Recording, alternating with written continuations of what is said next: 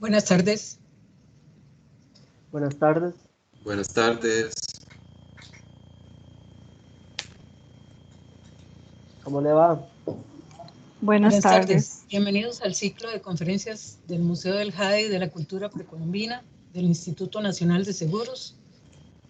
Pensando en que el museo es un lugar de encuentro y diálogo y comprometidos con los derechos humanos y con los objetivos del desarrollo sostenible, proponemos este espacio de reflexión en el cual ofrecemos información científica, oportuna y de calidad de manos de los expertos. Hoy esta reflexión va dirigida a conocer cómo los pueblos originarios han mantenido su resistencia para lograr el ejercicio de sus derechos, su autonomía y sobre todo el resguardo de su tierra, de sus territorios. Con la conferencia Luchas indígenas por la autonomía y el territorio, 4 décadas frente a la colonialidad costarricense, vamos a presentar a los investigadores Juan Antonio Gutiérrez Slom y César Moya Aburto. Ellos darán a conocer el contexto reciente de luchas por sus tierras, por su autonomía y la autodeterminación de los pueblos indígenas. Les presento a los investigadores. Juan Antonio Gutiérrez Slom, sociólogo graduado por la Universidad Nacional de Costa Rica y máster en Historia por la Universidad de Costa Rica, con estudios en movimientos de política y culturas indígenas. Cuenta con experiencia docente e investigaciones interculturales, estudioso de temáticas juveniles y participación en acciones ecologistas. Trabaja en el Centro de Investigaciones en Cultura y Desarrollo de la Universidad Estatal a Distancia. César Moya Aburto, licenciado en Antropología por la Universidad de Costa Rica. Dentro de sus intereses investigativos se encuentran los relacionados con los pueblos indígenas, sus luchas políticas y la autonomía. Cuenta con experiencia en investigaciones sobre aspectos simbólicos y culturales de pueblos indígenas. Trabaja en el Centro de Investigaciones en Cultura y Desarrollo de la Universidad Estatal a Distancia. Les dejamos entonces con los investigadores. Cualquier pregunta pueden ir haciéndola por el chat y luego al final abriremos el espacio. Adelante, por favor. Hola, buenas tardes. Muchas gracias al Museo de Jade, al INS, a todas las instituciones que posibilitaron este espacio. Un grato placer, ¿verdad?, desde la UNED, estar participando, aportando el trabajo reciente que se realiza desde el Centro de Investigaciones en Cultura y Desarrollo del SIGDE, que es una instancia de la Vicerrectoría de Investigación de la UNED. Ahí, como vamos a compartir hoy, hemos venido realizando una línea de investigación llamada Luchas, Pensamiento e Institucionalidad Indígena. Y a partir de ahí es un poco lo que queremos compartir, que también apuntó la compañera, desde la resistencia a los pueblos indígenas y desde la actualidad del soporte cultural y del soporte político. Entonces, bueno, primero saludarlos. No sé, César, si quieres saludar antes de iniciar la exposición. Sí, igualmente que el compañero Juan Antonio, agradecer el espacio para compartir y para discutir sobre este tema tan pertinente, ¿verdad?, en estos momentos, y sobre todo, digamos, referirnos a la deuda histórica, ¿verdad?, en relación con el tema de los territorios y de las tierras. Realmente es un placer, ¿verdad? Esperemos poder aportar en esta línea, ¿verdad?, en poder posicionar y poder, digamos, poner sobre el tapete algunos temas que han estado un poco relegados o olvidados. Muy bien, entonces, si quiere, vamos a presentar el orden de la palabra. Yo hablaré un poco, unos 15, 20 minutos, abordando cuál ha sido un contexto de lucha indígena, de relación entre el Estado y los pueblos indígenas y originarios de Costa Rica, que no solo han persistido, sino que se han organizado en función de más conquistas. Y después César, en otro segundo momento, profundizará sobre el tema de las recuperaciones de tierra y de territorio en distintos lugares del país, siendo, digamos, la versión más actual de la lucha indígena, digamos, en Costa Rica. Entonces, si les parece, vamos a compartir algunas imágenes con un PowerPoint y demás. Y bueno, algo importante, voy a compartir el PowerPoint, me avisan si se sintoniza bien. ¿Se ve el PowerPoint? ¿Hola? Sí, correcto. Sí, sí se ve bien. Okay. Sí, sí se ve, gracias. A ustedes, ok, entonces quisiéramos iniciar en primer lugar con esta imagen, que es precisamente la invitación a la conferencia de hoy, porque hay 3 elementos a destacar ahí. En la parte de abajo vemos una serie de logos de instituciones, todas vinculadas al Estado, al ejercicio público, y también vemos un elemento icónico dentro de digamos, de las tradiciones, en este caso bribris, de vivienda indígena, un usure, lo que a su vez permite entender 2 momentos históricos simultáneos. Una versión de realidad donde el espacio de la casa y el espacio del territorio tenía, digamos, ese escenario que vemos natural, amplio, de caminos, y un espacio, digamos, institucional.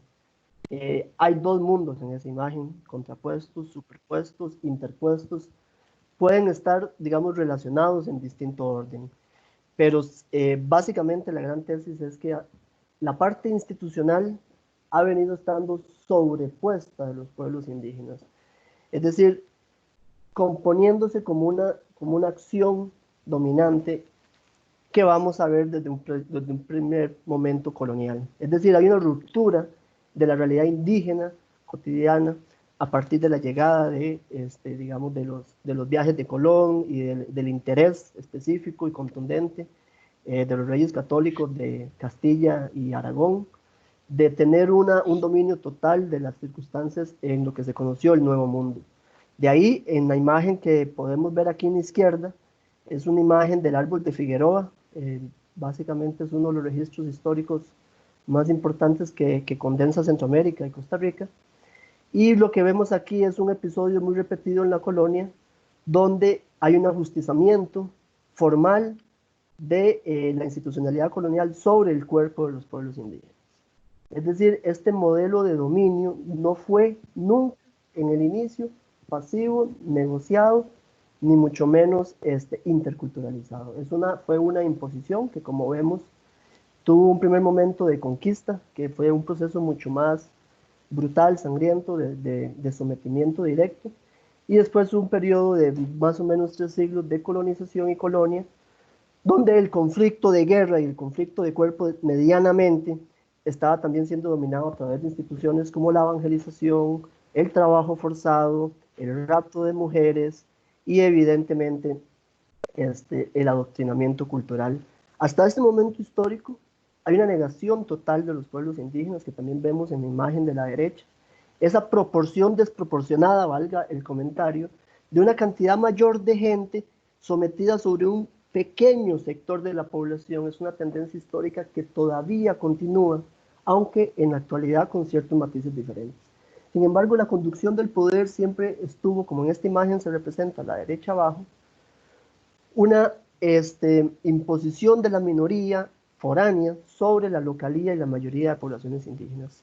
Sobre este aspecto, nada más voy a citar unas referencias para que dimensionemos cuál fue el peso de la colonia y la conquista en América Latina, en términos del sacrificio humano indígena dado. Por lo menos habían en América Central 25 millones de personas al momento del contacto. Eso es alrededor de los años 1500, 1510, 1519.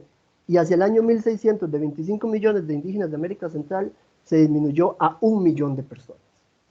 Eso evidencia la hecatombe, el holocausto, el desprestigio total y absoluto sobre cualquier forma de expresión de un pueblo diferente. Y algo muy importante, antes de pasar a la siguiente diapositiva, es que los pueblos indígenas no son una homogeneidad de pueblos.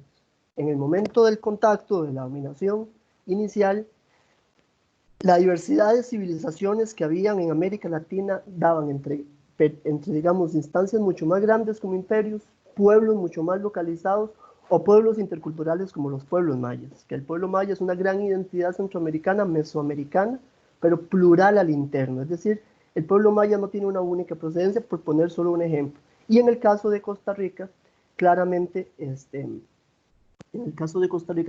vamos a apreciar hoy en día también una pluralidad de pueblos indígenas. Como ven en el gráfico, en el dibujito, digamos, hay más de 800 pueblos indígenas en Costa Rica. Algunos se encuentran en procesos de urbanización mayores.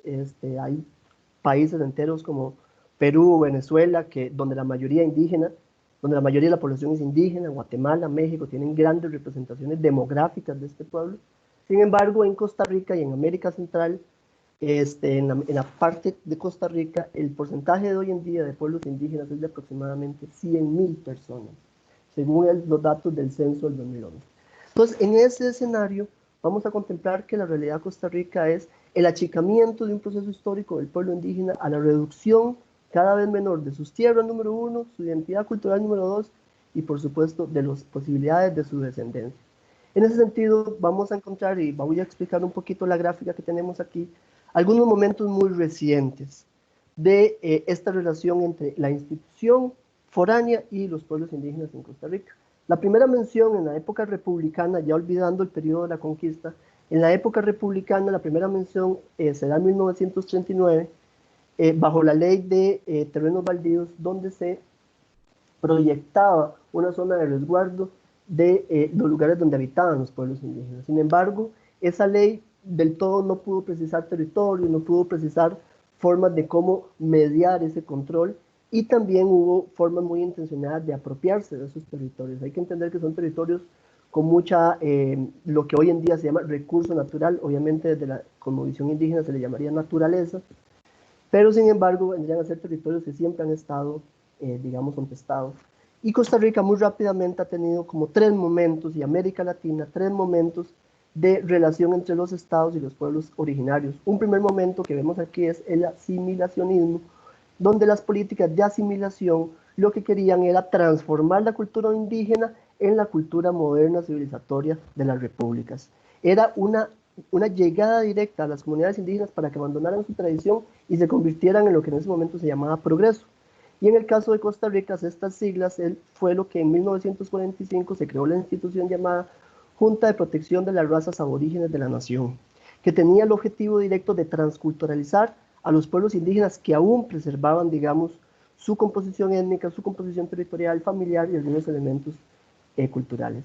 Esa etapa, lo que se quería entonces es que el pueblo indígena asimilara la tradición y la versión castellana y de la República de Costa Rica.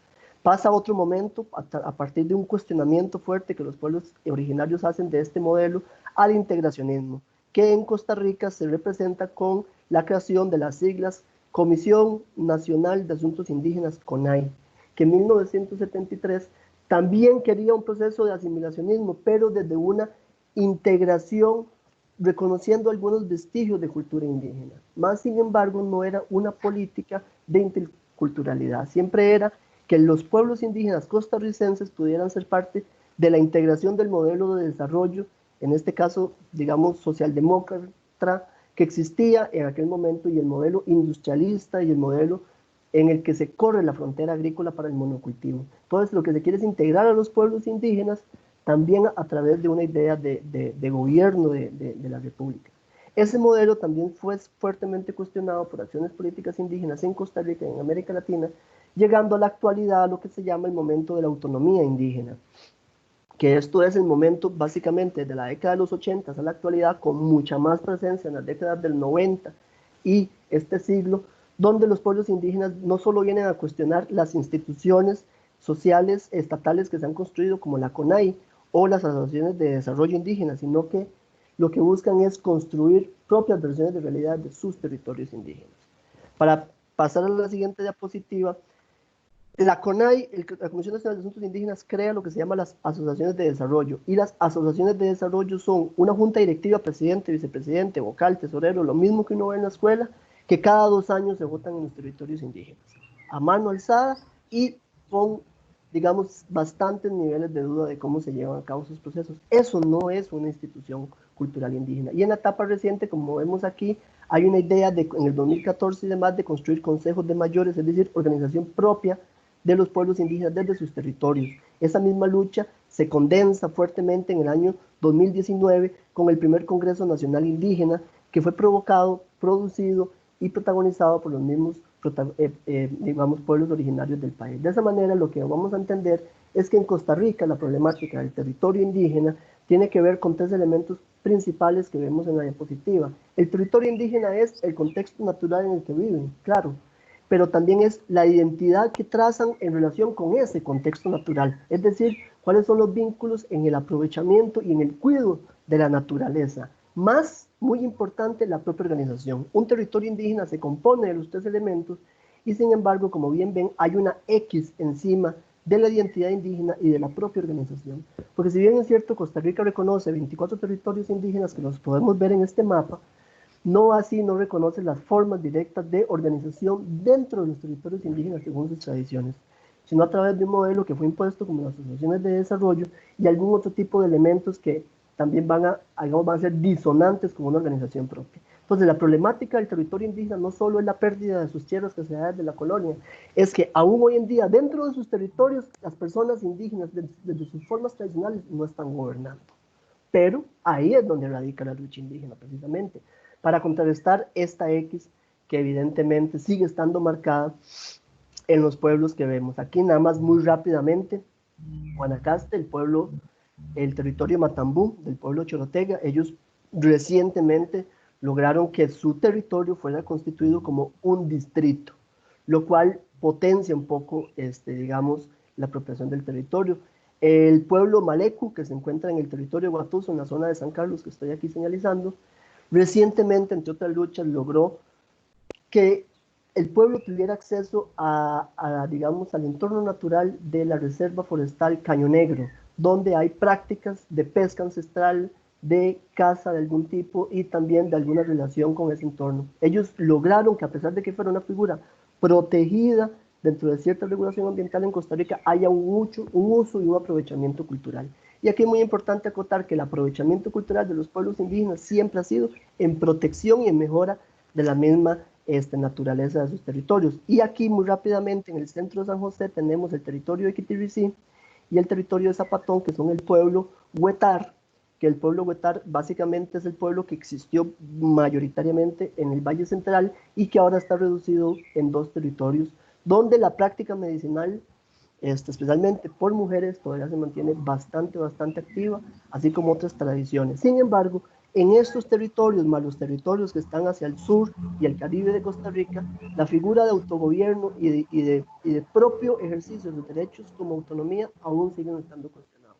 Antes de pasar a la siguiente diapositiva, me gustaría señalar que la principal amenaza de las tierras indígenas contemporáneas, con énfasis después de 1950 hasta la actualidad, es la expansión de los modelos dominantes basados en la ganadería en las grandes zonas rurales de Costa Rica. La ganadería se convierte hoy en la principal amenaza de los territorios indígenas, puesto que los finqueros no indígenas no pagarían impuestos por esas tierras. Las tierras indígenas, al ser reconocidas como territorios indígenas, tienen una ley, una jurisprudencia especial que no se cobra renta sobre la posesión de la tierra.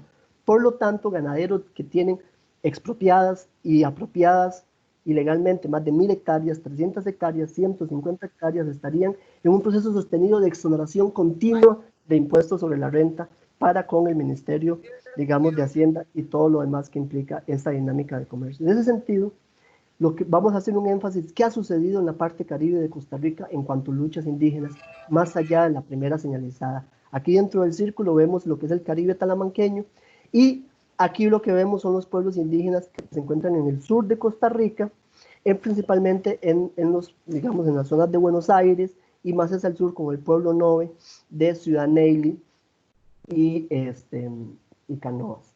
Aquí lo que divide justamente, la marca que divide, el punto donde va la línea, es la Alta Talamanca.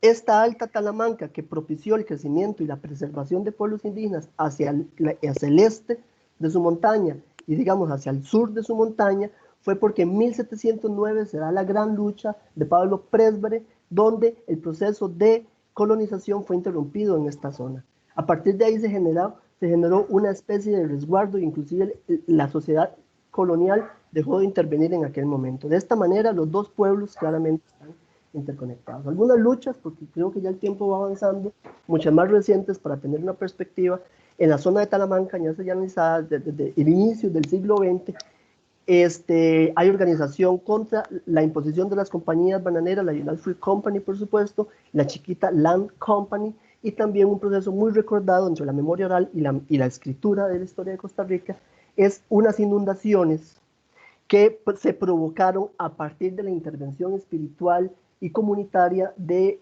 los quequepas, del grupo Usecolpa, que ese es el concepto del grupo de los principales pensadores espirituales, políticos y culturales de los pueblos indígenas. Es la unión de ellos lo que pudo constituir una serie de fuerzas y se provocaron inundaciones que a su vez ejerció digamos, una defensa de la tierra indígena, y las compañías bananeras por las inundaciones también tuvieron que retroceder. Después, como ustedes ven, la zona de Talamanca, y como ven en la imagen de la derecha, mantiene todavía la consigna de una cultura propia. Ahí está el pueblo Bribri y el pueblo Cabecar, que vendrían a ser los dos pueblos que más han logrado preservar sus tradiciones culturales y étnicas, pero a través de la lucha. Y en 1970, en 1980, de nuevo, el modelo integracionista costarricense reconoce territorio indígena, pero no reconoce un abandono de su modelo de desarrollo extractivista sobre esas zonas. Y hoy en día, todavía, hace poco salió la noticia que se quiere explotar gas natural en el 2020 en Costa Rica, en esas zonas del Caribe. Hecho una y otra vez recurrente a través, como vemos en la diapositiva, en la década del 70 y el 80, de los intentos de exploración petrolera, los intentos de explotación minera y los intentos de producción eléctrica. Todos que fueron procesos de resistencia a los pueblos bribris y cabecas, y ninguno se ha llegado a lograr a cabo. Lo que vemos aquí es un proceso sostenido en el tiempo, y como se logra leer abajo, en 1990 hay registro de por lo menos 150 organizaciones indígenas en esa zona de Talamanca.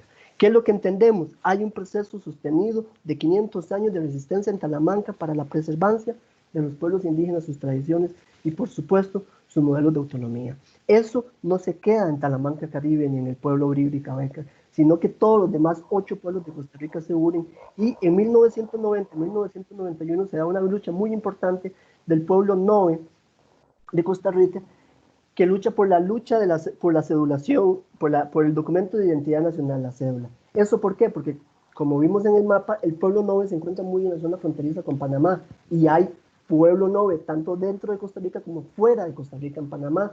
Sin embargo, hasta 1990, estamos hablando a fin del siglo XX, ya más de un siglo de independencia, ya donde el modelo de desarrollo nacional y, digamos, de institucionalidad pública y privada era suficientemente amplio, al pueblo Noe se le desconocía como un pueblo originario de Costa Rica, y se le remitía a ser un pueblo que tenía un problema fronterizo a nivel de documentación migratoria, con lo cual a muchas personas las deportaban, tenían grandes problemas para inscribir niños o niñas en las escuelas, así como acudir a los centros de salud y demás servicios y garantías del derecho humano de la identidad y el documento de cedulación.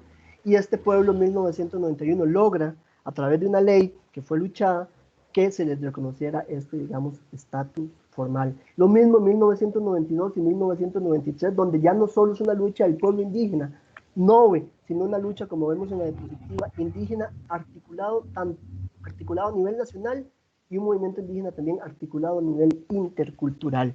Porque las consignas de ese momento era que se aprobara el convenio 169 de la OIT, que básicamente es la primera gran carta internacional de organismos internacionales que protegen la tierra, la cultura y los derechos indígenas. Y en Costa Rica no se aprobó sino hasta entrado el año 1993, pese a que ya existía desde 1989. Con lo cual, el proceso de presión de los pueblos indígenas en 1992 fue determinante para que se aplicara de esa manera. Es decir, la firma del convenio principal de pueblos indígenas en Costa Rica fue por la conquista de la presión de las conciencias de los pueblos originarios. No fue dado, no lo da. La institucionalidad colonial persistente no otorga derechos, no los aplica en la vida, sino que o se ve encimado a través de la presión, o, como vamos a ver, y César lo va a explicar mucho mejor que yo, reconoce el territorio, pero no aplica el saneamiento de este.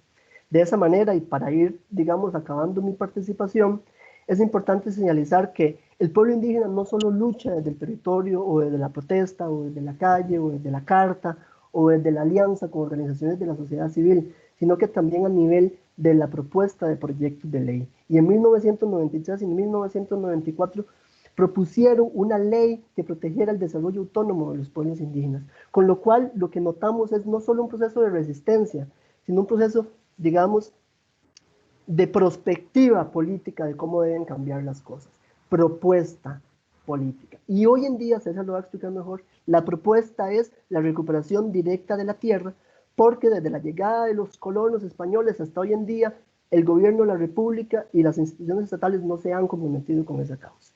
Entonces, como podemos ver, la serie de luchas de los pueblos indígenas puede estar más o menos detallada que esta conferencia. Sin embargo, hay grandes esfuerzos en la Universidad de Costa Rica, Universidad Nacional, UNED, y claramente instancias como el Museo de Jade que preserva memoria, que estamos en un proceso de que el recordar de la interculturalidad costarricense es una deuda que todavía continúa. Luchas mucho más recientes, 3 décadas de lucha contra los proyectos hidroeléctricos Terraba y Boruca en la zona de estos territorios.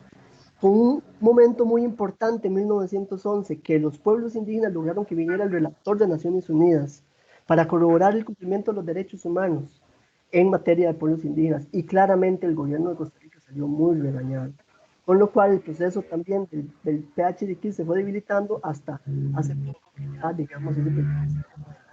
¿Qué tenemos entonces? Una pequeña aproximación del recuento más inmediato de la resistencia indígena. Sin embargo, este es un documento histórico que viene en Costa Rica de hace 5 siglos y en la época republicana hace dos siglos. Aquí una imagen muy importante, FRENAPI significa Frente Nacional de Pueblos Indígenas, con lo cual la lucha costarricense de los pueblos indígenas y los pueblos originarios no es una lucha étnicamente separada, es una lucha articulada a partir de los 8 territorios indígenas, cosa todavía sin reforzamiento positivo por parte del Estado costarricense en el entendido de que esta organización consciente, autónoma, propia y que ha perdurado en la memoria no es reconocida como la principal institución de representatividad.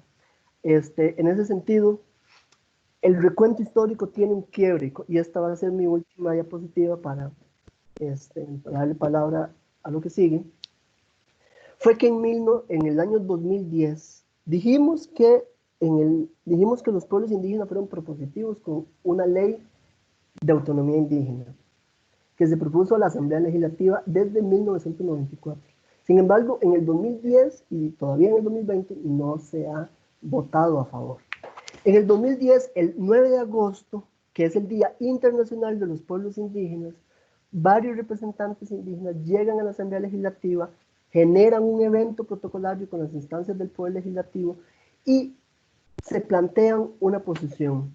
Venimos a que definan si van a votar a favor el proyecto de ley de autonomía indígena o lo van a archivar y sacar para definitivamente tener una decisión. Esa protesta llevó a que las personas se mantuvieran dentro del salón de los presidentes y se mantuvieran en una actitud de reconocimiento de sus derechos indígenas que para el 2010 ya tenía la carta de la OIT ya mencionada y una carta de la Organización de Naciones Unidas también sobre la declaratoria de los derechos de los pueblos indígenas que reconoce sus territorios. Pero la respuesta del principal poder de la República ese día fue sacarlos a la fuerza de la Asamblea Legislativa, empujando sus cuerpos, sus luchas, sus visiones de mundo, sus convicciones y sacándolos del principal poder de la nación. Eso fue un quiebre histórico que, como vamos a ver en el video cortito que voy a poner, cambió la historia de la lucha nacional indígena, porque a partir de ahí la lucha se fue a los territorios. Se fue a que, bueno, ok, nacional e internacionalmente la tierra es de los indígenas, pero no se cumple por complicidad de los estados. Vamos a defenderla dentro de los territorios y esa va a ser la ponencia de César. Pero ¿cuál fue ese quiebre histórico? Ya lo vamos a ver. Vamos a ver parte de este video de la arrastrada de este proceso histórico. ¿Se comparte el video? Sí. Sí, gracias. Sí.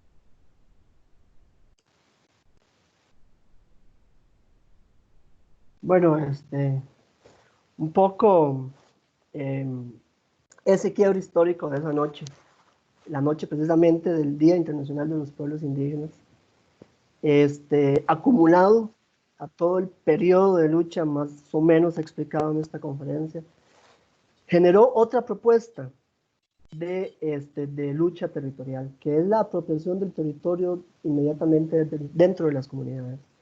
Lo cual es importante decirlo, porque la lucha de recuperación territorial desde las comunidades está amparada en las leyes nacionales y en las leyes internacionales. Es decir, no son procesos fuera de los marcos vigentes de la jurisprudencia, digamos, nacional e internacional de pueblos indígenas.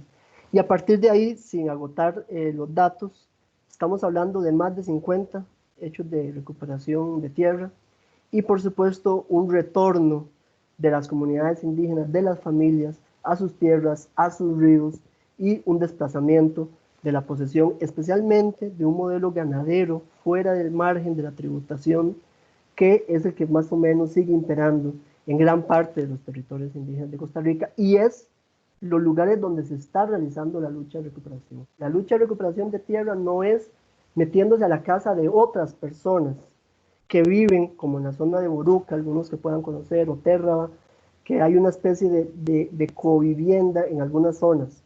No es ahí, sino es unas grandes extensiones de fincas de 100 hectáreas, 300 hectáreas, con 500 cabezas de ganado, donde hoy en día, y desde el 2010, está venido un proceso de resistencia desde ahí. Entonces, bueno, de nuevo ratificar la importancia del Museo de Jade y las instituciones que perciben la necesidad de abrir un diálogo con aporte universitario, con el aporte de las mismas comunidades, que da la reflexión y que necesariamente llama a los cambios inmediatos. Entonces, bueno, agradecer, y yo le paso la palabra a César, que él va a continuar, digamos, en este proceso, digamos, que estamos compartiendo. Muchas gracias.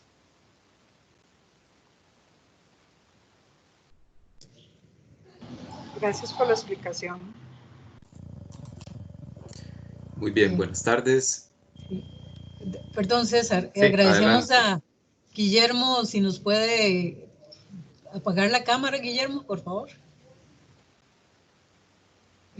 Gracias.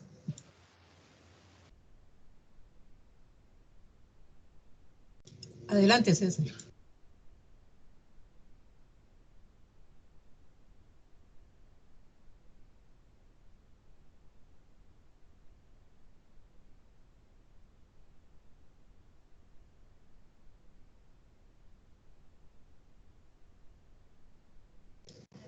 Adelante, César. No se le escucha, César. Tal vez su micrófono esté apagado. Sí, Así. ¿se está viendo la presentación en este momento?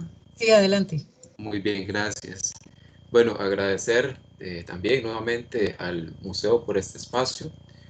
Creo que es un tema importante, ¿verdad? Como mencioné anteriormente, es un tema relevante que pienso que se debe prestar atención a nivel institucional, ¿verdad? Las diferentes instituciones a nivel estatal, y sobre todo creo que es un elemento importante, ¿verdad? Para la docencia, inclusive para tomar estas experiencias, esta información, estos datos, y poder, digamos, incluirlos de alguna manera en cursos, ¿verdad? En docencia. Bueno, para continuar con la conferencia entonces, y como venía comentando el compañero Juan Antonio, partimos de un gran contexto, ¿verdad?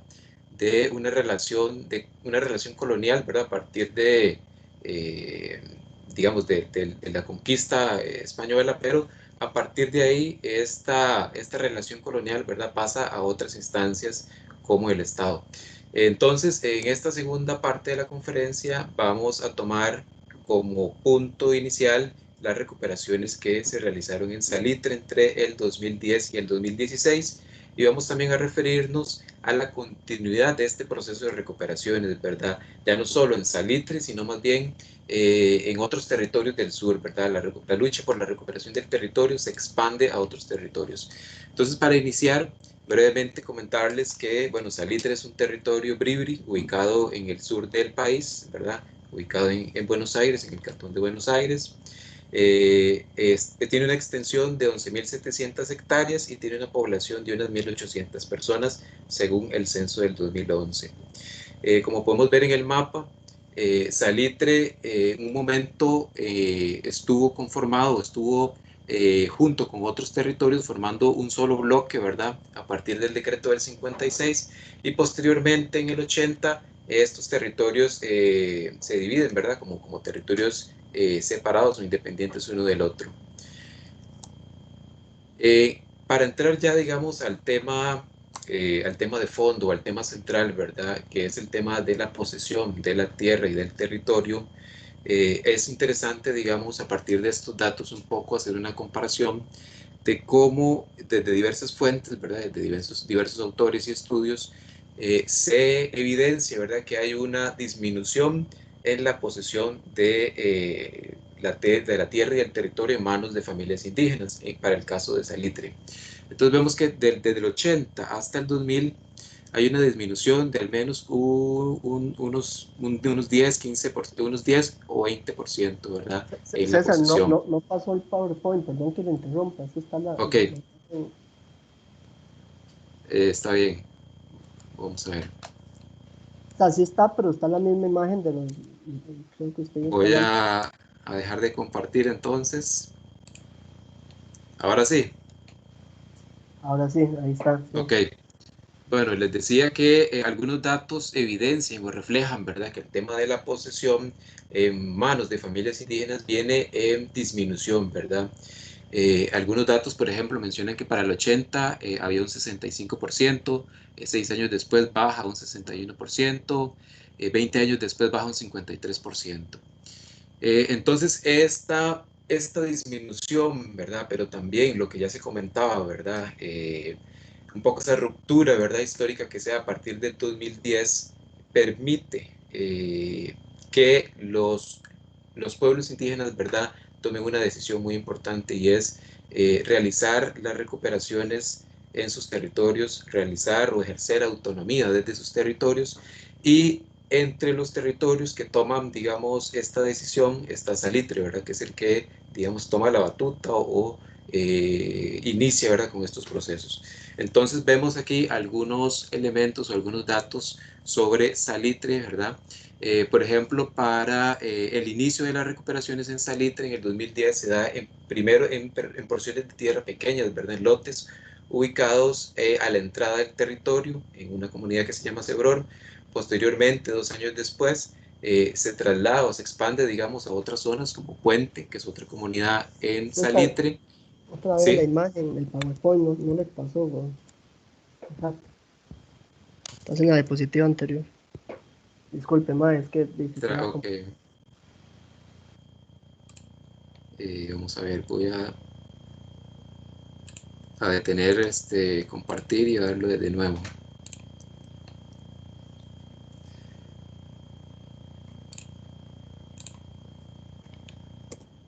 Ahora sí pasó, No, no, es la que sigue. pero se está viendo la pantalla. Se ve la Eh, pantalla, pero está en la anterior.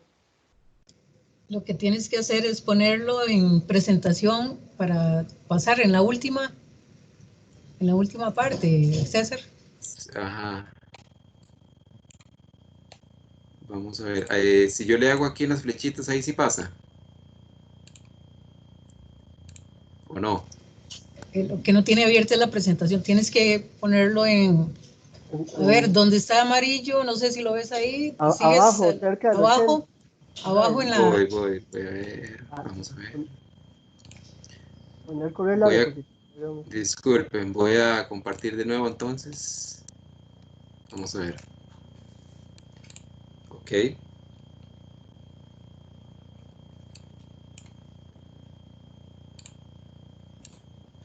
Ahora sí.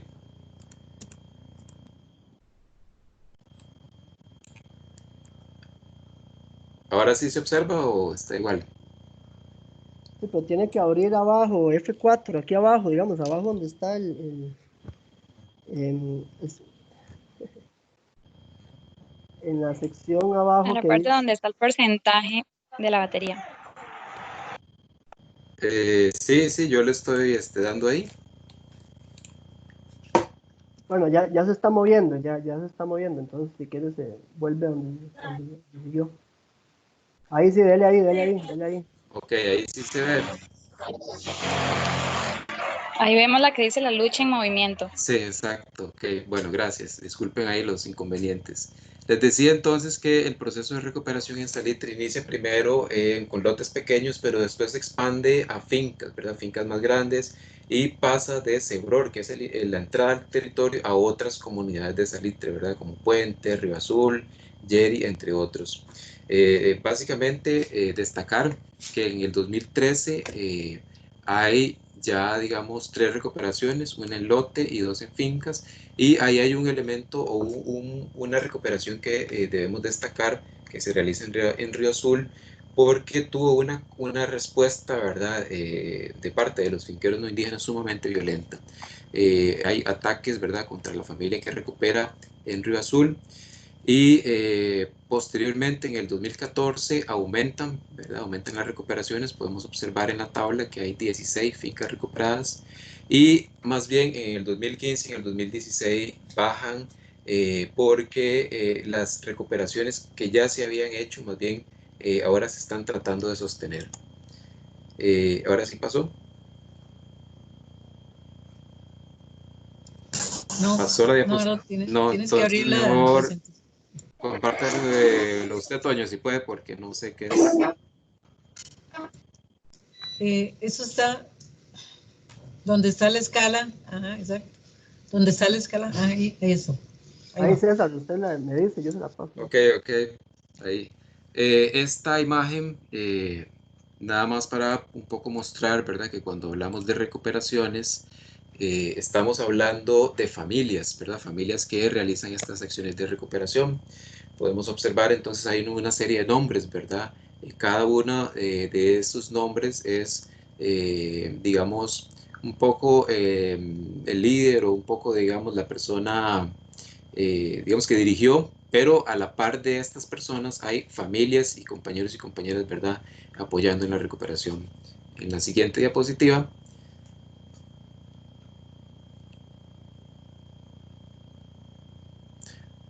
Ok, ahí. También es importante mencionar que estas acciones de recuperación, ¿verdad?, tanto en Salitre como en los otros territorios que vamos a observar más adelante, vienen a cambiar, digamos, la geografía de los territorios, ¿verdad? Hay una territorialidad, ¿verdad?, a la que ya hizo alusión el compañero Juan Antonio, con respecto a cómo se apropia, ¿verdad?, y cómo se usa el territorio. Observamos entonces en el mapa de la izquierda que para el 2010 los puntos en rojo son las fincas que estaban en posesión de finqueros no indígenas, y cabe destacar ahí en la parte, digamos, superior derecha del mapa una gran porción, un gran fragmento en color rojo, ¿verdad?, que es una comunidad que se llama Olam, en donde la mayoría de personas que habitan ahí son no indígenas. Podemos ver en el mapa de la derecha, después, digamos, de 4 años de recuperaciones en distintas comunidades del territorio, cómo van apareciendo ya o cómo van disminuyendo estos puntos rojos, ¿verdad? Van apareciendo más bien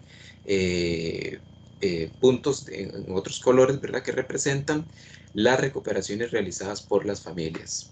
En la siguiente diapositiva. Ok, algo importante también de mencionar y que se debe destacar es, para el caso de Salitre y también para las otras recuperaciones que veremos más adelante, es el por qué y el para qué se recupera, ¿verdad? ¿Cuál es el uso que las familias o que las personas indígenas realizan en estas tierras ya recuperadas? Notamos que hay digamos, una oposición o modelos encontrados, ¿verdad?, de uso de la tierra. Por un lado, los finqueros, evidentemente, lo que tienen en sus fincas, en las fincas que usurpan, es pasto y ganado, ¿verdad?, en su mayoría. Hay pequeñas o pocas fincas, más bien, en donde hay cultivos y en donde hay otras actividades como un trapiche o un cañal. Contrario a eso, desde, digamos, la visión o la intención o el modelo indígena, más bien la tierra se recupera para habitarla y también para trabajarla, ¿verdad? Se trabaja, se cultiva, se siembra, pero también un elemento importante es el tema de la regeneración natural, ¿verdad? Cómo hay una intención, hay un interés de recuperar estas tierras para que el bosque se regenere, para eliminar el pasto, para que la naciente, la quebrada del río se regenere. En la siguiente diapositiva. Entonces, luego, digamos, de este brevísimo recuento de las recuperaciones, podemos observar que se logra, digamos, recuperar un aproximado de 1.280 hectáreas, ¿verdad? Lo que representa un 11% del territorio. Y entonces se pasa de una posesión del 60% en manos de indígenas a un 71%, ¿verdad? Entonces vemos que evidentemente estos procesos de recuperación, esta organización para la recuperación, busca retomar las tierras, ¿verdad? Busca un poco también retomar inclusive elementos identitarios y culturales de los pueblos indígenas. En la siguiente diapositiva. En este mapa, que es parecido al que vimos anteriormente, solo que el periodo es hasta el 2016, vemos que hay aún más, ¿verdad?, circulitos de colores, es decir, hay más posesión en manos de familias indígenas. En la siguiente diapositiva. Ok, aquí también un elemento importante que se analizó a partir, digamos, de una serie de relatos de memoria con recuperadores y recuperadoras de territorio, es lo que mencionaba anteriormente, ¿verdad? La intención, el por qué se recupera, ¿verdad? El por qué se decide recuperar. Entonces podemos mencionar, para el caso de Salitre, pero también esto se replica, ¿verdad?, para otros territorios, que se recupera o se decide recuperar para retomar las tierras que eran de la familia, las tierras que eran del abuelo, del bisabuelo. Se recupera también para poder tener espacio, digamos, para habitar, para vivir, inclusive familias, digamos, familias jóvenes, nuevas familias que necesitan espacio, digamos, para habitar, digamos, se incluyen dentro de estas luchas. También hay elementos relacionados con la organización, con la logística, que podemos decir que es similar, ¿verdad?, entre las distintas recuperaciones, pero que a la vez, ¿verdad?, tiene, digamos, particularidades. En la siguiente diapositiva. Un elemento también importante que es también, digamos, paralelo o que atraviesa, digamos, las distintas recuperaciones, tanto en Salitre como en los otros territorios, es el tema de la violencia, ¿verdad? La respuesta de los no indígenas, de los grupos contrarios, ¿verdad?, a las recuperaciones, a partir de hechos de violencia, ¿verdad? Entonces, podemos notar, digamos, que hay una constante en hechos de violencia hacia familias indígenas, hacia recuperadores y recuperadoras, y podemos destacar la violencia patrimonial, ¿verdad? Hay quemas de fincas que se recuperan. Una vez recuperadas, estos grupos contrarios que menciono queman las fincas, ¿verdad? Queman los siembros, los cultivos que las familias ya habían realizado, queman las viviendas, queman las pertenencias, y esto evidentemente con intención de debilitar la lucha, ¿verdad? Otras menciones, otras acciones de violencia que podríamos destacar son las amenazas, ¿verdad? Hay una amenaza constante hacia las familias, hacia los y las recuperadoras, amenazas verbales, amenazas con arma de fuego, con arma blanca, entre otros. En la siguiente diapositiva, en este mapa podemos observar los diferentes eventos de violencia que se lograron mapear en Salitre, ¿verdad? Y vemos que hay una gran cantidad, ¿verdad?, de triangulitos rojos, que son las quemas en distintas partes del territorio, y además de eso también hay amenazas, uso de arma, intimidaciones, bloqueos, hurtos, daños de pertenencias, agresiones, ¿verdad? Es decir, hay una gran cantidad de eventos de violencia, ¿verdad? Más de 100 eventos de violencia, al menos en Salitre, y esto también, digamos, sucede en los otros territorios que veremos más adelante. En la siguiente diapositiva. Cuando hablamos también de las recuperaciones, tenemos que también mencionar que estas recuperaciones implican, ¿verdad?, una serie de actores, a los y las recuperadoras, al Estado, ¿verdad?, en su concepción amplia, a los aliados, también a observadores internacionales y a los grupos contrarios, ¿verdad?, los finqueros no indígenas. En la siguiente diapositiva.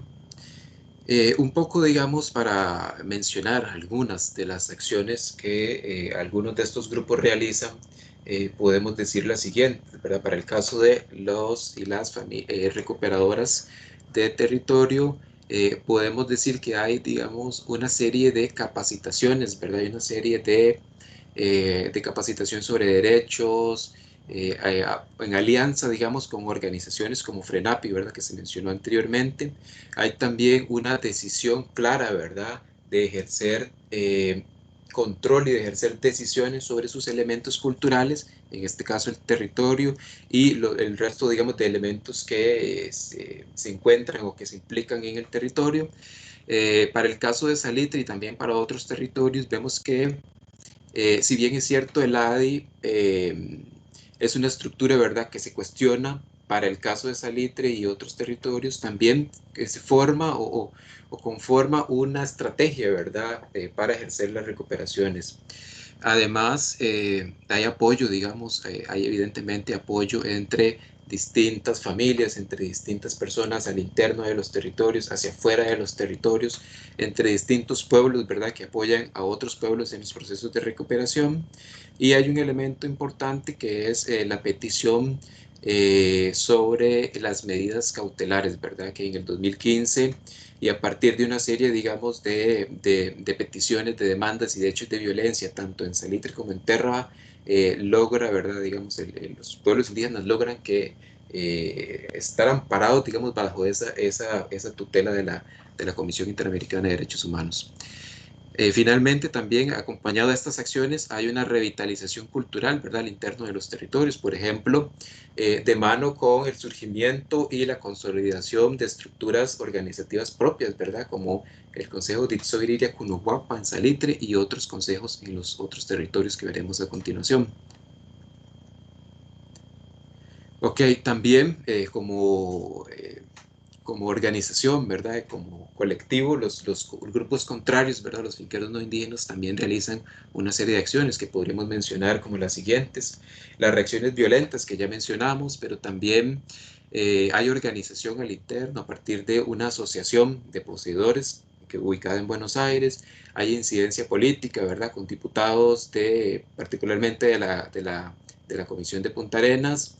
Y hay un acercamiento, digamos, a medios de comunicación, que este es un tema, digamos, interesante que quisiera resaltar, cómo la prensa, ¿verdad?, y algunos medios como la Extra tratan, digamos, de desinformar, ¿verdad?, o de malinformar sobre la realidad, sobre los motivos, sobre el por qué se realizan estos procesos de recuperación.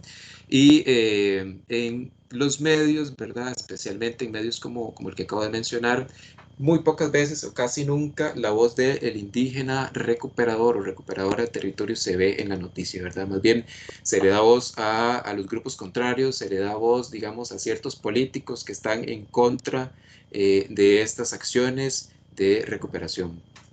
En la siguiente diapositiva.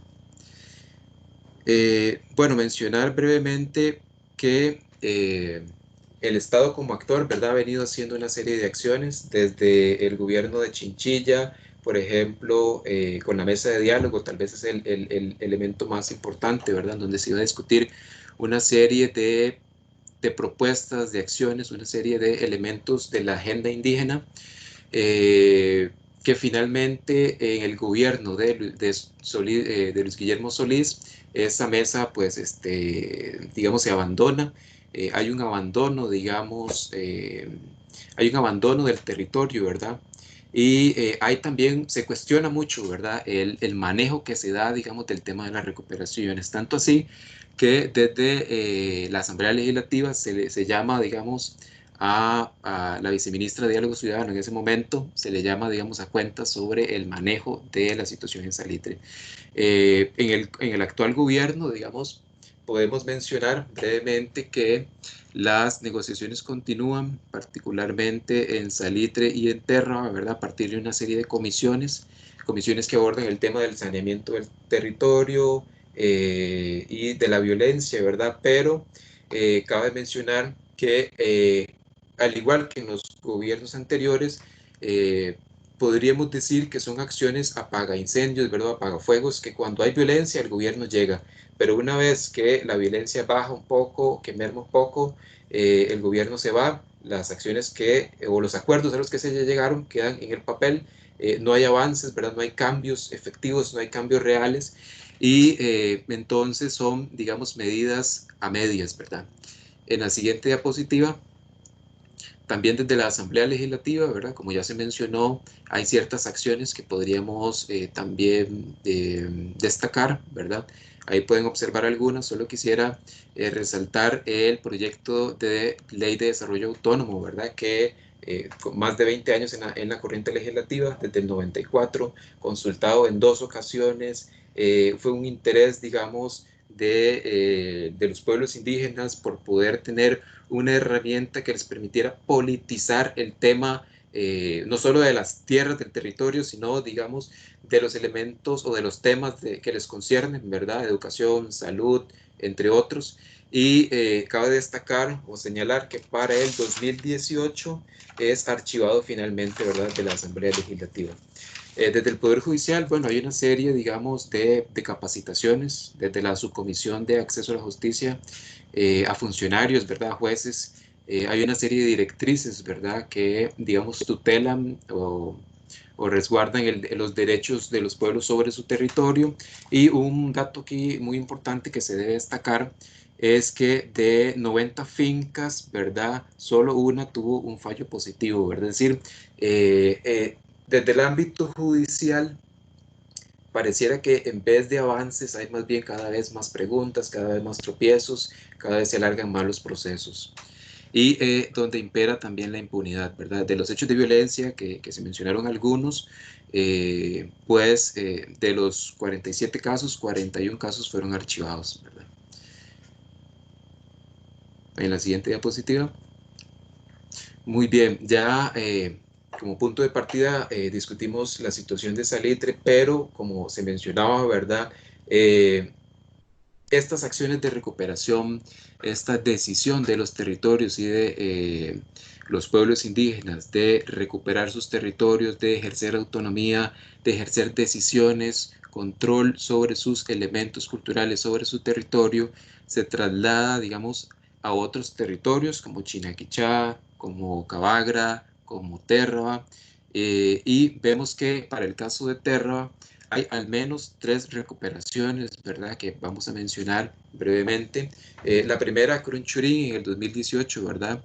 Y aquí notemos, digamos, que un poco la dinámica es muy similar, ¿verdad? Lo mencionaba en Salitre. Son tierras o fincas, ¿verdad?, que lo que en su mayoría hay es pasto, es ganado, o inclusive son fincas que están abandonadas, ¿verdad?, que tienen, digamos, que están en desuso. Entonces, no es, digamos, tampoco que se saca a la fuerza a familias, a pequeños campesinos, ¿verdad? Porque inclusive en estas fincas, en su mayoría o casi que en todas, los finqueros que usurpan estos territorios no habitan, ¿verdad? Lo que está es el ganado, es el pasto, las vacas, si acaso, no sé, una casa para los peones, herramientas, etcétera. Entonces, además, otras 2 recuperaciones podemos mencionar en Terra, ¿verdad? En San Andrés, en el 2015, que esta se le recupera a la ADI, ¿verdad? Que también ese es un elemento tal vez destacado en este proceso en Terra. Y más recientemente, ¿verdad? Crunduom, en el 2019. Es interesante que estas recuperaciones en Terra permiten, ¿verdad?, que familias, que personas puedan inclusive acceder a zonas del territorio a las que no podían ingresar, ¿verdad?, porque estaban en posesión de estas personas finqueras.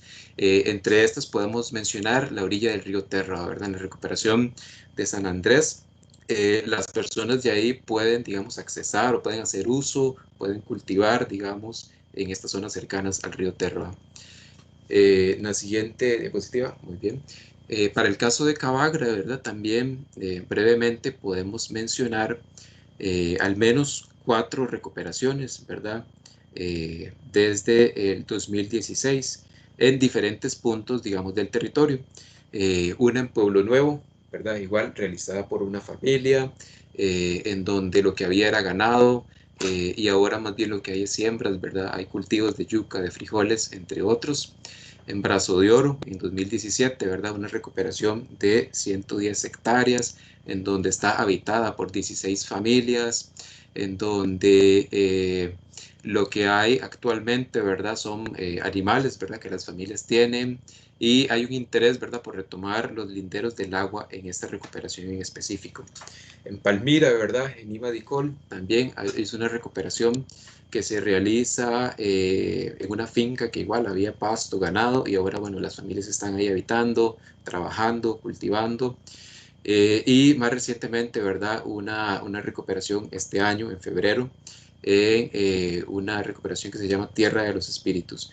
Entonces, en Cabagra también es interesante mencionar que a partir de las recuperaciones hay también, digamos, una reafirmación de esta identidad, ¿verdad? De cómo el territorio, de cómo la tierra puede reforzar el tema de la identidad, de los clanes, ¿verdad? En la siguiente diapositiva. En Chinaquichá, ¿verdad? Que recientemente hemos observado en noticias una serie, digamos, de hechos violentos, de quemas, de bloqueos constantes, ¿verdad? Y podemos mencionar al menos 3 recuperaciones, ¿verdad? La primera, la Querpegua, en 2018, en donde era un lote baldío, ¿verdad? Y una serie de familias deciden ingresar para habitar la tierra, habitar el espacio. En este año, digamos, hay otras 2 recuperaciones que de igual manera lo que las fincas tenían era ganado, y aquí también es interesante para el caso de Chinaquichá que es una constante, ¿verdad? Que se mencionó anteriormente, la amenaza o también, digamos, el modelo un poco al que se enfrentan los indígenas, ¿verdad? Y es que eh, a partir de las noticias, a partir digamos, de las voces de los y las recuperadoras, se evidencia que hay una usurpación de empresarios importantes, ¿verdad? De la zona sur de Pérez Celedón, relacionados con empresas, digamos, autobuseras, que tienen posesión, digamos, de estos territorios, y que, como ya se mencionó, esto implica, digamos, una ganancia del 100%, ¿verdad? Para estas personas, porque no pagan impuestos. Entonces, vemos también, hay una constante, ¿verdad? En esta serie, digamos, de recuperaciones que se han mencionado, de la violencia. Anteriormente vimos las quemas, ¿verdad? Que se han realizado de manera constante en Chinaquichá. Finalmente, en este, digamos, ciclo de recuperaciones, o en esta continuación o continuidad de las recuperaciones, Salitre también, después del 2016, realiza una serie de recuperaciones, y al menos podemos mencionar estas 3, ¿verdad? Destacar la recuperación de Carpeña, en donde el grupo de recuperadores decide ingresar, y hay eventos o hechos de violencia, ¿verdad? También constantes, que se podrían, digamos, mencionar desde los golpes, desde ser rociados con estos, digamos, insecticidas, o estos, digamos, que lo que se les rocía a los cultivos, ¿verdad? Y también en esa imagen podemos observar que entonces la familia se vio obligada, digamos, a vivir ahí a la orilla, digamos, de la carretera. Recuperan la tierra, digamos, es desalojada de manera violenta, y entonces tiene, digamos, que estar ahí a la intemperie, ¿verdad? A la orilla de la carretera. También en otros territorios, o en otras comunidades más bien de Salitre, como en Palmital, hay una serie también de recuperaciones. En Río Azul también en 2018 se realizan otras recuperaciones.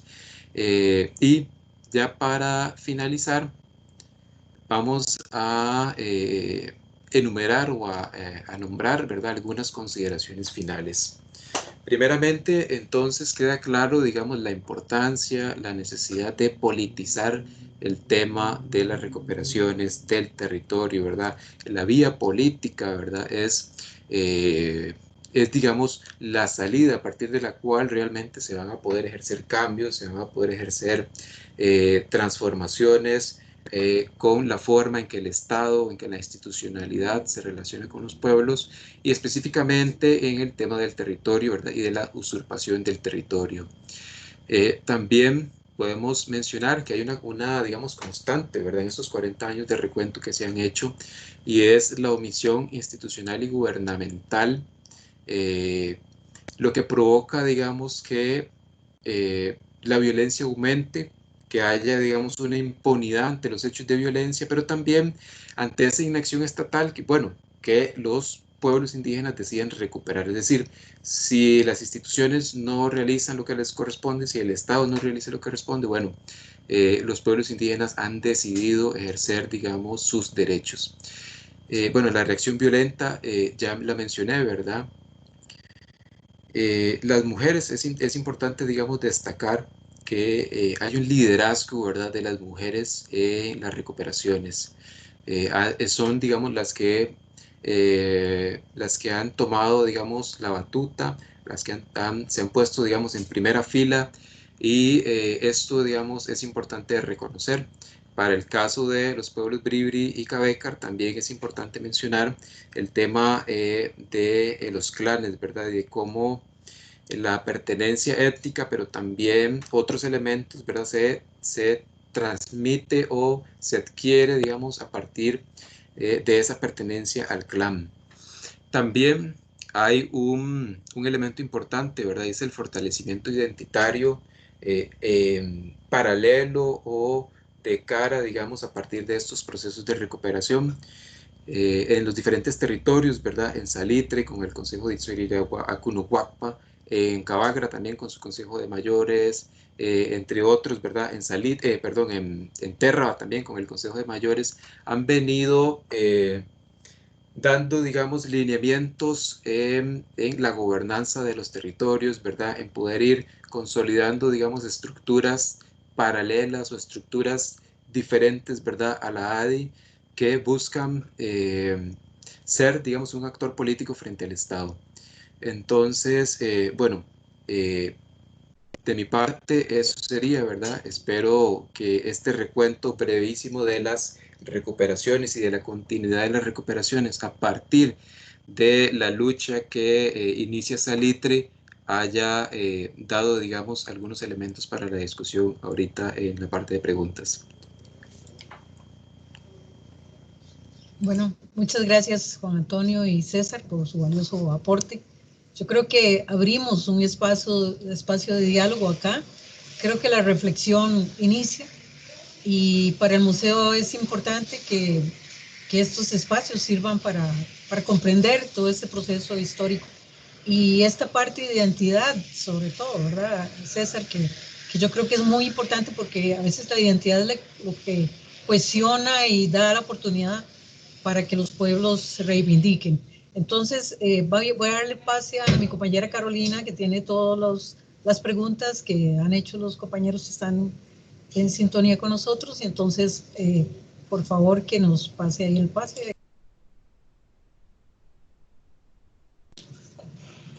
Hola, muchas gracias Vicky, gracias César, gracias a Juan.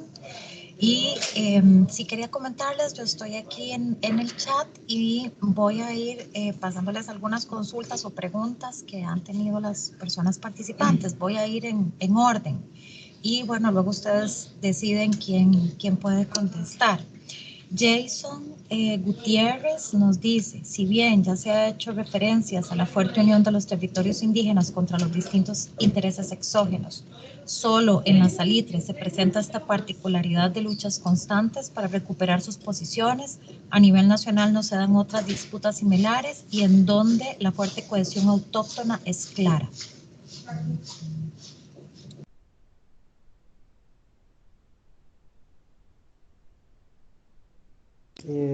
¿Se comprendió la pregunta? Sí, sí, se entiende la idea, pero no sé usted si quiere hacer varias y uno hace un recuento o si es una por una, lo que ustedes, digamos, hayan acostumbrado. Como ustedes gusten, Entonces, puedo. si quiere hagamos unas dos o tres Ok, y después otro bloque, creo que muy uno bien, puede conectar a veces. muy bien, perfecto. Em, William Vega dice muy interesante la exposición de César. En Terroa han habido recuperaciones importantes en los últimos años que han aumentado la proporción del territorio en manos de los Brorán. ¿Conoce alguna estadística actual?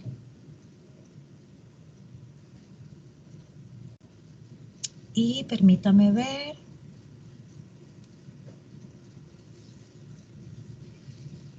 Jason tiene otra consulta. Durante los años de la fuerte expansión bananera y ahora piñera junto con La Palma, tanto en el norte como en el sur del país, ¿se han intensificado los conflictos o se ha visto un apaciguamiento?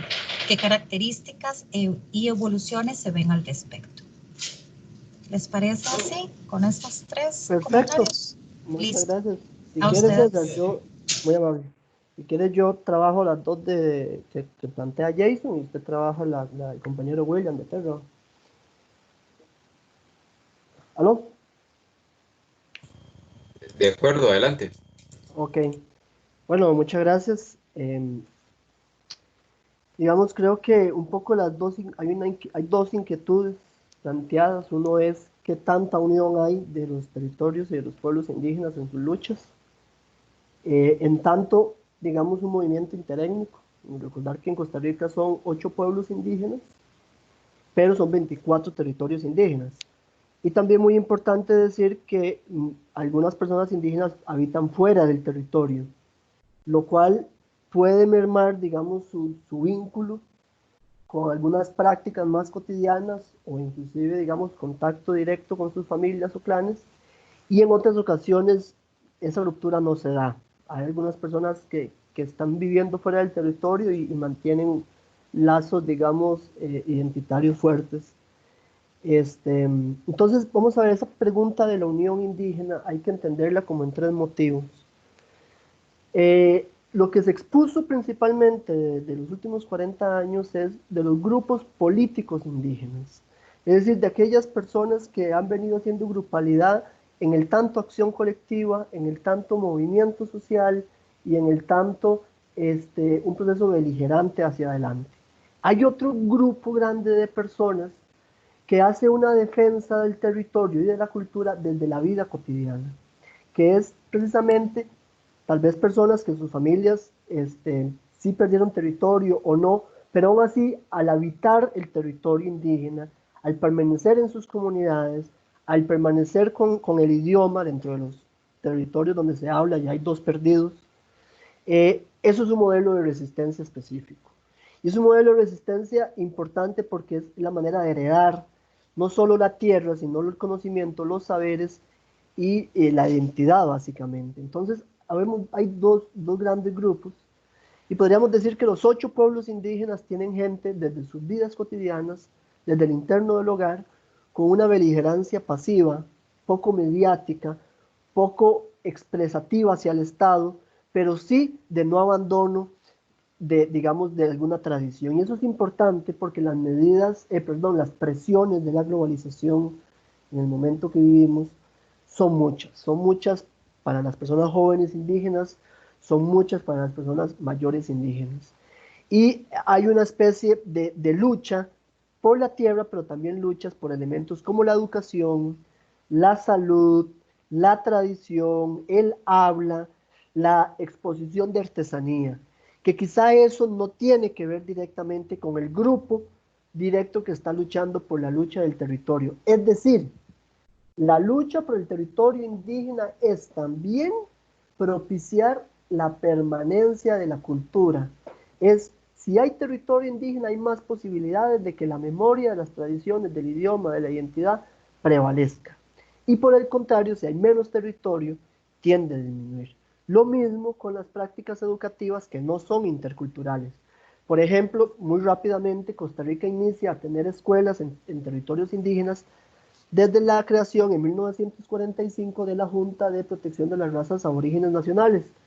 Y desde ese momento, en las principales comunidades indígenas donde han habido escuelas, es hoy zonas donde más pérdida de tradición y de idioma hay. Es hasta 1997 y hasta el 2013, bien fuerte, que hay un modelo intercultural de educación en Costa Rica. Previo a esos 2 años, 97 y 2013, especialmente 2013, lo que había era un modelo de enseñanza de alfabetización escolar costarricense de una manera mucho más genérica y por lo tanto mucho más desprovista de cualquier elemento de interculturalidad. Entonces ahí, Jason, y a la gente que nos escucha, hay un modelo de unión, de resistencia, de permanencia de la lucha indígena. Y por el contrario, la gente que se organiza directamente, que está de frente en las protestas, hay algo importante. En los pueblos indígenas organizados, FRENAP, el Frente Nacional de Pueblos Indígenas, y las anteriores organizaciones que hubieron, como la Asociación Novegue o el Frente Nacional de Pueblos Indígenas, bueno, otro que ahorita se me fue el nombre, disculpen, la Mesa Nacional Indígena, que por ahí la había mencionado, que es una ONG que también tiene alianzas. Ese modelo político ha sido jurídico, ha sido legal. Los indígenas han estado tanto en la calle, como en sus tierras, como en casa presidencial, como en el poder ejecutivo, como en el poder legislativo, como con los ministerios, en foros de prensa, en universidades, apelando al reconocimiento de sus derechos y también en cortes internacionales. Es decir, la Comisión Interamericana de Derechos Humanos tiene un proceso abierto para Costa Rica desde el 2015 hasta hoy, en el que el Estado no ha podido comprobar 2 cosas. Una, que está haciendo un ejercicio real de recuperación de tierras, y 2, que el pueblo Bribri y Salito está fuera de peligro. Imagínense que las medidas cautelares a nivel internacional, una medida totalmente necesaria en una democracia, es decir, la lucha indígena crea multiculturalidad, crea democracia, crea república. No es una lucha forajida, como la presentan algunos medios de comunicación, no es una lucha forajida, es una lucha al amparo y bajo la instrumentalización del derecho internacional indígena. Por eso el pueblo Térraba, o el pueblo Broran de Térraba y el pueblo Bribri de Salito lograron que el Estado de Costa Rica esté bajo la observación de la Comisión Interamericana de Derechos Humanos desde el 2015 hasta hoy. Y aquí una aclaración muy importante. Se mantiene hasta hoy porque las medidas cautelares, que vendrían a ser medidas en las que Costa Rica debe hacer doble esfuerzo, cada cierto tiempo se revisan.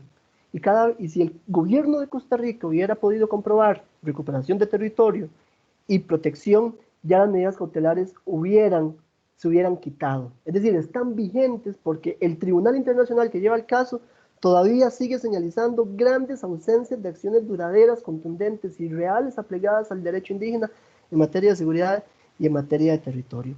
Con lo cual, vemos una proliferación de lucha indígena. Entonces, para ir cerrando la pregunta, ¿hay unión interétnica de distintos pueblos? La hay. Pero el tema de la tierra es mucho más fuerte, peligroso, y se ha perdido más tierra indígena en los pueblos indígenas de Buenos Aires y del sur de Costa Rica. ¿Por qué? Por las medidas un poco del modelo de las opciones de desarrollo que están ahí. En la Talamanca Caribe Alta, esa zona, digamos, no tiene la misma problemática indígena. Sin embargo, los 24 territorios indígenas tienen población no indígena que se la ha apropiado de manera fuera de la ley. Una tierra indígena, y con esto acabo, para que sea, digamos, formalmente indemnizada por el Estado hacia un finquero, debe tener una posición cuanto menos anterior a 1977. 1977, sin que hubiera existido ningún proceso de herencia de esa tierra. Es decir, si en 1970 una persona no indígena, el abuelo, tenía documento de tierra por posesión en registro nacional, esa tierra, él es el que tiene que estar vivo y tener la posesión de la tierra. Si el abuelo en 1980 la hereda al hijo y el hijo al nieto en 1990, esas 2 transferencias están fuera de la ley, según los acuerdos internacionales y según el artículo 3, 4 y 5 de la Ley Nacional de Costa Rica, Ley Nacional Indígena. Es decir, la cantidad de personas que tiene posesión legítima de la tierra en Costa Rica es altamente reducida. La gran mayoría no va a ser una persona de buena entrada en edad que tenga una posesión de la tierra desde hace más de 40 años, suponiendo que en aquel entorno tuviera 20 o 30 años, estaríamos hablando de una persona adulta mayor. Y ese no es el modelo costarricense que hay. La documentación de las explicaciones de la UNED, que están en las páginas del SIC, del trabajo de Marcos Guevara, de Rubén Chacón, de Virginia Jiménez, de Alejandra Boza, de una serie inclusive el reconocimiento de algunas instituciones estatales, inclusive en algunos momentos el reconocimiento público del Estado, no va a borrar que hay una ilegalidad en la posesión de tierra. Entonces, ¿hay unión de pueblos indígenas? Por supuesto que la hay. Es un movimiento único, fuerte, sobresaliente. Digamos, sí, para ser el 2% de la población del país, tiene el tema hace 10 años en consigna política, con debate público, con comprobatoria. Y algo muy importante, con esto acabo, desde el año 2010, que inician las recuperaciones de la tierra, si bien es cierto, se han recuperado, digamos, están pidiendo datos, en Salitre solo 1.300 hectáreas, en Terra César va a decir, pero medianamente un cálculo rápido, yo no podría decir que menos de 4.000 hectáreas en el país. El gobierno de la República hizo 2 recuperaciones en ese periodo del 2010. Las hizo el año pasado. Y fue en 2 recuperaciones que ya habían sido recuperadas por indígenas libres de Salitre. Lo que hizo el gobierno fue medianamente protocolarizarlo y entregarla oficialmente a la Junta Administradora de la Asociación de Desarrollo Indígena. Con lo cual, el avance es prácticamente cero. El gobierno, a través del INDER, que ha sido la estrategia que se vino construyendo desde el 2015 con más fuerza, ha prometido el Plan Nacional de Recuperación de Pueblos Indígenas. Según los últimos datos, desde el 2015 que inicia hasta hoy, se ha avanzado entre el 40-50% del trabajo total de mapeo de pueblos indígenas. Pero aquí hay algo interesante, que es que una vez que el INDER entregue el informe, cuando sea capaz de entregarlo, ese informe no va a operar si no hay un proceso asumido por la Presidencia de la República, que es la instancia y el Ministerio de Seguridad, que son las 2 instancias competentes para generar los desalojos administrativos a los poseedores finqueros no indígenas que tienen condición irregular en el territorio. No importa si el INDER ha hecho o no la medición, la decisión última es plenamente desde Casa Presidencial. Y la deuda histórica, desde Juan Mora Fernández, Braulio Carrillo, hasta la actualidad, pasando por cualquier instancia gubernamental, ha sido la pasividad. Entonces, la presencia de la lucha indígena está en distintas voces, en distintos territorios, a distinto nivel, y reitero que en el año pasado, en 2019, se hizo el primer Congreso Nacional Indígena de Costa Rica, con lo cual es una manera de fuerza y de unión de los 8 pueblos. Entonces, un poco por ahí, como para refrescar algún escenario, y le doy la palabra a César.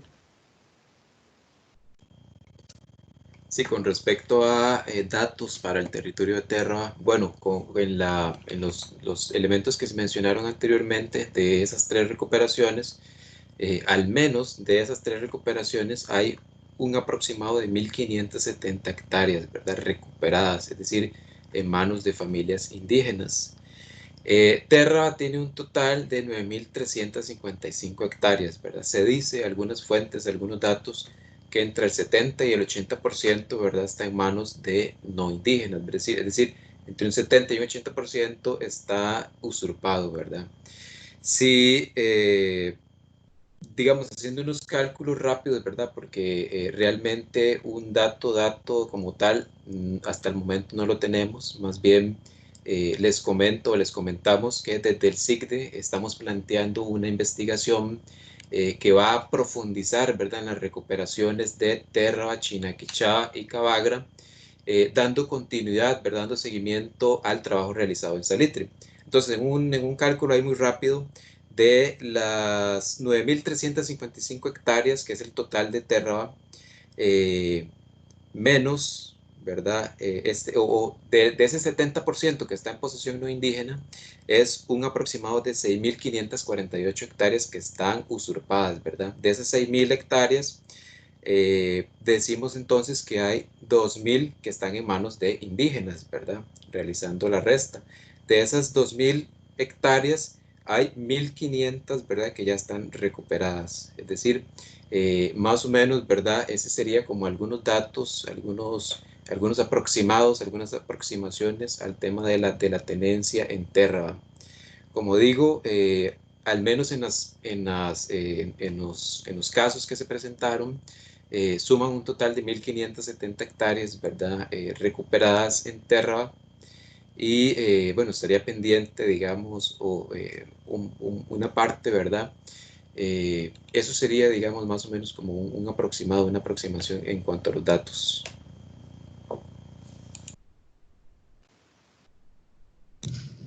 Perfecto, muchísimas gracias a ambos.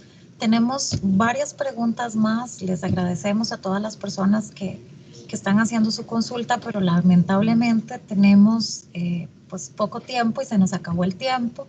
Hay una que se repite y que creo que con esa podríamos finalizar, que tiene que ver con qué es lo que podemos o pueden hacer las personas de manera individual para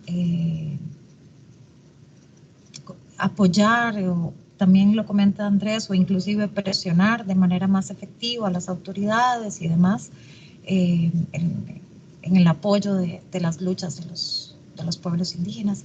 Y con eso, creo que estaríamos cerrando. Agradecemos a las demás personas por sus preguntas, pero bueno, sí tenemos un tema de tiempo. Gracias.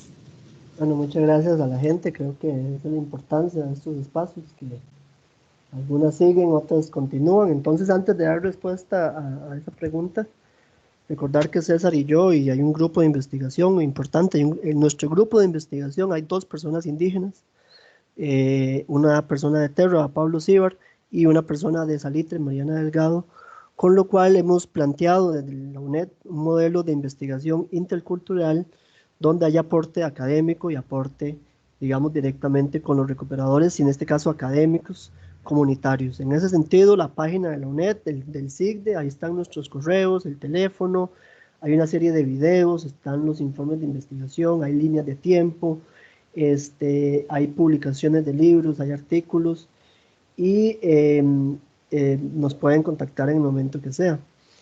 ¿Qué es importante hacer para alguien que está sensibilizado sobre la temática? Manejar la comunicación desde fuera de los territorios. ¿Qué noticias comparto? ¿Cuáles noticias no comparto? ¿Dónde me informo? Y evidentemente cuando hay, digamos, alerta de amenaza, estar atento, compartir con personas, propiciar espacios, llamar expertos, escribirle a las mismas personas indígenas que se puedan contactar a través de redes, porque la lucha indígena ha sido de los pueblos, sí, pero hay una red costarricense de solidaridad, de organizaciones de derechos humanos, ecologistas, que soportan y que propician esta lucha. Por ejemplo, está el Centro de Servicios de Justicia y Paz, está la Coordinadora de Lucha Sur-Sur, está distintos proyectos en las universidades de la UCR, la UNA, la UNED, inclusive hay algunas iniciativas en la UTN, está el Observatorio de Derechos Indígenas, de Derechos Humanos Indígenas. Muy importante reconocer el trabajo de la Dirección Especial de la Defensoría de los Habitantes, que ha hecho un trabajo plenamente apegado a su función como Defensoría de los Habitantes. Tienen informes, tienen videos. Los funcionarios Paniagua y Marjorie tienen una alta disponibilidad a hablar con las personas. Es decir, hay un ambiente, es un movimiento social, y como movimiento social hay redes de unión que si ustedes empiezan a googlearlo, rápidamente se pueden insertar en algún colectivo, darle seguimiento y demás. Eso es lo central. Y también, cuando pase el tema de la pandemia, vayan a los territorios indígenas, autoinvítense, vayan con esa sensibilidad, conozcan las personas, vean sus dificultades, pero aplaudan su riqueza cultural, trabajen precisamente el acercamiento. Y eso sin duda suma, y aparte, obviamente, con esto acabo, la denuncia frente al protagonista central en la inacción del cumplimiento de los derechos indígenas, como es algunas acciones, especialmente desde los poderes más significativos de la República, El Museo de Jade hoy es un ejemplo de apertura a las universidades. Hay mucha acción intermedia que va sumando y a partir de ahí se les invita y entre más solidaridad, más fuerza, mayor cumplimiento de derechos. Entonces, muchas gracias a la gente y yo me despido. Aquí estamos y ahí está César y los correos están a disposición. Pura vida. Sí, buenas tardes. Yo solo para complementar tal vez brevemente lo que acaba de mencionar Juan Antonio, creo que es importante el tema de reconocer, digamos, la diversidad cultural de los pueblos, ¿verdad? Es decir, yo creo que muchas veces hay poco conocimiento, ¿verdad? De manera país, ¿verdad? Sobre dónde están los territorios, cuáles son las condiciones en que estas personas viven, cuáles son, digamos, las realidades de estos territorios, las distancias, los desplazamientos, el acceso a servicios, etcétera. Y pienso que un primer paso es informarnos, ¿verdad? Informarnos, conocer y reconocer, digamos, esta diversidad cultural y esta diversidad de identidades, ¿verdad? Que conforman nuestro país y cada uno de los territorios, ¿verdad? Cada uno desde su particularidad cultural. Creo que también es importante el tema de un poco de informarnos, ¿verdad? Informarnos de fuentes académicas o de medios de comunicación serios, ¿verdad? Que abordan las temáticas desde diferentes ámbitos, que dan voz a los y las personas indígenas, de medios, digamos, que posibilitan, ¿verdad?, conocer a nivel país cuál es la realidad y cuál es el problema de fondo, ¿verdad? No son los indígenas violentos, no son los indígenas que quieren tierras para no trabajarlas, ¿verdad? No, la realidad es otra y cuando uno se informa, se acerca, pues aprende, conoce y entiende, digamos, por qué es que estos procesos se realizan y para qué, ¿verdad? También me parece que es importante estos espacios de discusión, ¿verdad? Espacios de divulgación, de discusión, en donde se puede invitar a personas académicas, a investigadores, investigadoras, a personas de las comunidades que también, ¿verdad?, puedan compartir sus experiencias, sus vivencias de recuperación. Creo que, bueno, finalmente debo también mencionar que en algunos momentos en las recuperaciones, ¿verdad? Sobre todo cuando hay hechos de violencia contra las familias que recuperan, en donde queman sus viviendas, queman sus alimentos, queman sus pertenencias, uno puede, digamos, encontrar después de estos hechos campañas, ¿verdad? Donde ellos mismos, ellos y ellas mismas solicitan, ¿verdad?, apoyo de diferentes artículos de uso cotidiano, alimentos, etcétera, que les permiten sostener y mantenerse ahí, ¿verdad? La dinámica o la lógica de las recuperaciones es entrar, estar en la finca, estar en el territorio, habitarlo, vivirlo, es decir, ejercer los derechos, ejercer el uso y también, como hemos mencionado, a partir, digamos, de su propia visión relacionada o reflejada desde su identidad, ¿verdad? Digamos, retomar los usos, retomar los significados alrededor del territorio. Y también, ahora sí, finalmente para terminar, es importante mencionar que el derecho al territorio o ejercer el derecho al territorio posibilita, digamos, una serie de derechos, ¿verdad? Que vienen, digamos, concatenados o de la mano con este territorio. Como mencionaba Juan Antonio, hay otros temas, otros ámbitos también, digamos, de lucha en donde se disputa, digamos, modelos de salud interculturales, educación, digamos, intercultural, entre otros. Bueno, agradecerle enormemente al Museo de Jade por este espacio, por la oportunidad de un poco compartir, ¿verdad?, algunas reflexiones y algunos elementos y datos a partir de diferentes investigaciones y trabajos que se han venido haciendo desde la UNED. Y agradecer también a las personas que pudieron observar la conferencia y que realizaron sus preguntas y comentarios. Muchas gracias. Sí, nada más quería comentarle a todas las personas y que Juan Antonio acaba de poner los correos de César y de él por si eventualmente necesitan contactarles, ¿verdad? Por esa razón lo puso para que lo busquen y nosotros también vamos a compartirles luego las las preguntas a Juan Antonio y a César también para que tengan toda la información y todos estos comentarios que ustedes nos están haciendo llegar. Y bueno, les dejo con Virginia Novoa en estos momentos. Gracias. Bueno, agradecerles, Juan Antonio, César, por su participación. Creo que este espacio sigue abierto.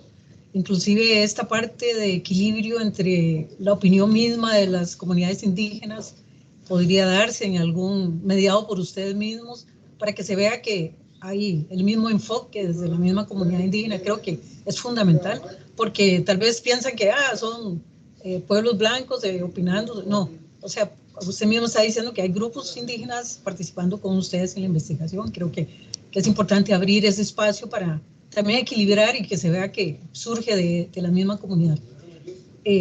Como decía César, hay que informarse bien. Igual como en la pandemia, seguir realmente la buena información, no dejarse llevar por medios o por informaciones que no son verídicas, no están comprobadas, y creo que es importante. Lo más importante acá es que aquí en el museo, por ejemplo, también hablamos de pueblos originarios, pueblos que también en algún momento de contacto con los europeos, pues fue también perdiendo sus territorios, sus tierras, que la tierra es muy importante, ¿verdad?, dentro de la parte simbólica. Entonces, creo que esto abre espacios de diálogo, y entonces invitarlos. Ya el museo pues abrió con todas las medidas sanitarias y estamos dando entrada gratuita del 15 al 30 de junio para empezar a ver todo esto, y creo que aquí podemos ver pues el inicio de esas comunidades originarias. Y bueno, aquí llaman o reservan el espacio porque son grupos controlados de acuerdo a las medidas, protocolos sanitarios, y los datos entonces se le dejarán en el chat del museo. Está grabando esta conferencia, está grabada, entonces queda también para subirse al canal de YouTube del Museo del Jade para que ustedes la tengan de referencia y la puedan compartir. Entonces, buenas tardes a todos los participantes y muchas gracias a ustedes de nuevo, y queda abierto el espacio. El Museo del Jade es un espacio de reflexión. Muchas gracias, Virginia. Muchas gracias. Ahí nos aproximamos después, muy amable. Claro, quedamos a la mano. La segunda parte de la conferencia. Eso, gracias, muy hasta bien. luego, saludos. Hasta luego a todos. Podríamos mediar ahí alguna participación indígena. Vamos a darle cabeza para tomarle la palabra y ampliar, como bien usted nos invita. Estamos coordinando y ojalá todos los participantes pues se acerquen acá para tener estos espacios. Gracias. Hasta luego, bye.